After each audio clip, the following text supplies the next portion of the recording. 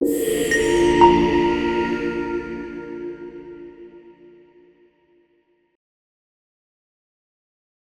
Everyone, welcome to law decrypted. आज की इस वीडियो में हम पढ़ेंगे क्रिमिनल लॉ रिफॉर्म्स जो लास्ट ईयर 2023 में हुए हैं। तो सबसे पहले देखते हैं कि क्रिमिनल लॉ रिफॉर्म्स की ज़रूरत ही क्या थी, क्यों हमारी सरकार ने क्रिमिनल लॉ रिफॉर्म्स लाए हैं। In the last 100 years, the nature of crime, the method of crime and criminals, all of them have drastically changed.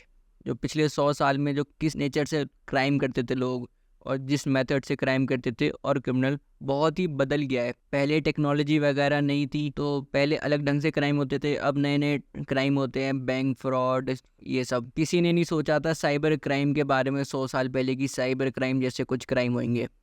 तो इस वजह से इंडिया ने विटनेस कराए सालों से कि वो अपने क्रिमिनल लॉज हैं उनको रिफॉर्म करते रहते हैं, अमेंडमेंट लाते रहते हैं। लेकिन अमेंडमेंट से भी कुछ हद तक लॉ चेंज होता है, पूरा लॉ चेंज नहीं कर पाते और उसमें कुछ लिमिटेशन होती है।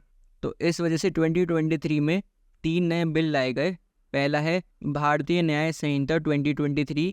ये इंडियन पीनल कोड का रिप्लेसमेंट है। इंडियन पीनल कोड जो 1860 में आया था उसको अब बदल रहे हैं भारतीय न्याय संहिता। अगर इसका हम इंग्लिश में ट्रांसलेशन करें तो भारतीय मतलब इंडियन, न्याय मतलब जस्टिस और संहिता मतलब कोड।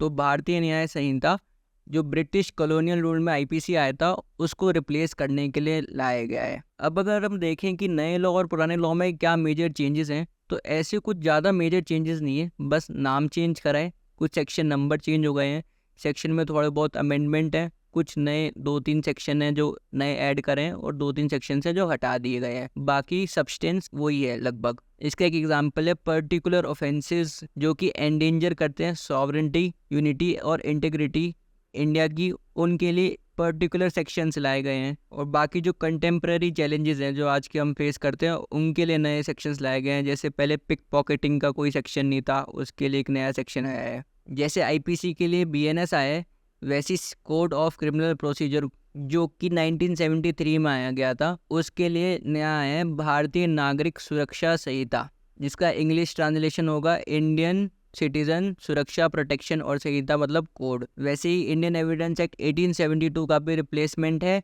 भारतीय साक्ष्य अधिनियम। तो इसमें अधिनियम का मतलब है एक्ट। तो ये नेम आपको याद रखने पड़ेंगे, 3 नेम जो अब पुराने एक्ट के जब चेंज होके जो नए एक्ट आ गए हैं। ये जो 3 नए बिल हैं इनका एम है कि ट्रांसपेरेंसी, अकाउंटेबिलिटी और एक्सेस टू जस्टिस को प्रमोट किया जाए। इन सब के अलावा इन बिल में फोकस करा गया है कि पब्लिक कंसल्टेशन हो, क्योंकि जितने ज़्यादा डाइवर्स पर्सपेक्टिव्स आएंगे उतना ही ज़्यादा एक रोबस्ट मतलब मजबूत और इंक्लूसिव लीगल रिफॉर्म हम ला पाएंगे जब अलग अलग लोग के ओपिनियन पता चलेगा। तो पब्लिक ओपिनियन भी लिया गया था ये सारे एक्ट्स को बनाने से पहले। Thank you. इस वीडियो के लिए इतना ही। अगर आपको कोई भी कन्फ्यूजन हो तो आप कमेंट सेक्शन में पूछ सकते हैं।